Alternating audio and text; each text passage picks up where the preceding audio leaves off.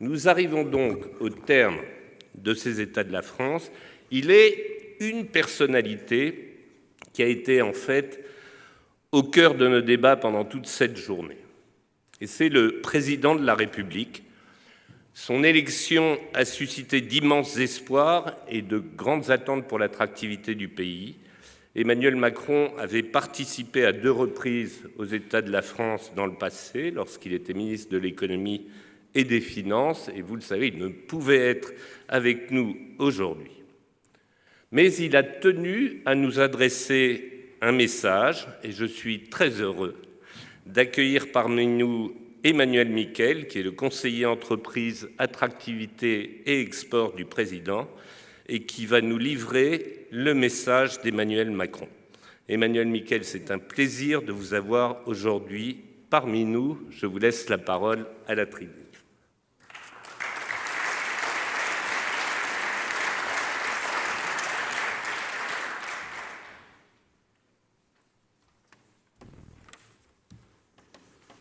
Bonsoir. Donc, je ne suis pas le Emmanuel M que vous souhaiteriez avoir parmi vous ce soir, et vous m'envoyez désolé. Mais étant moi-même en charge de l'attractivité à l'Élysée, je suis présent ce soir pour vous lire un mot personnel que le président souhaite adresser aux États de la France. Chers amis, j'aurais aimé être parmi vous aujourd'hui à l'occasion de cette nouvelle édition des États de la France, mais un déplacement me prive de cette opportunité.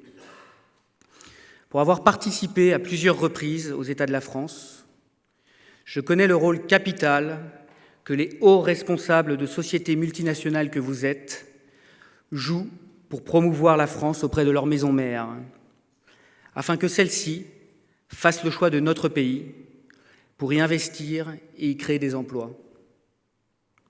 Vous en êtes les ardents avocats et ambassadeurs.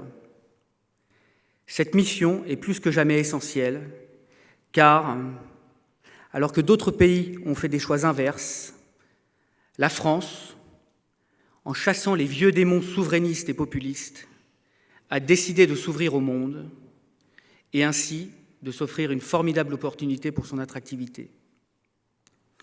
C'est le jour même des États de la France, le 16 novembre dernier, que j'ai lancé ma candidature à la présidence de la République.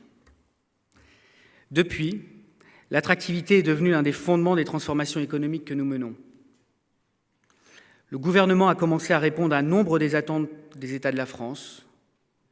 Je pense notamment à la réforme du Code du travail, à la diminution de l'impôt sur les sociétés, à la simplification de la vie de ceux qui entreprennent et à une meilleure reconnaissance de ceux qui risquent et innovent.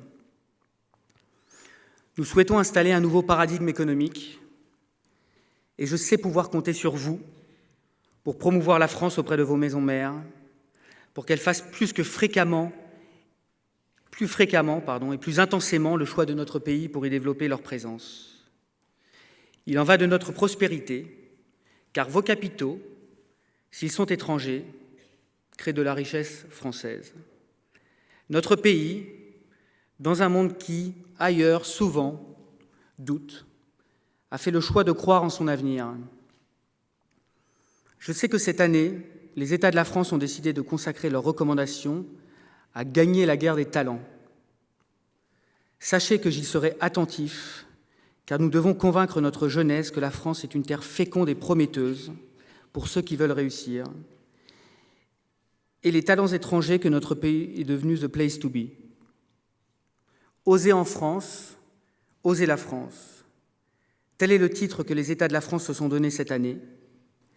L'audace est aujourd'hui de notre côté, sachez-le, et dites à vos quartiers généraux qu'oser la France est un pari gagnant. Notre pays est devenu une valeur sûre. Je compte sur vous. Vous pouvez compter sur moi. Emmanuel Macron.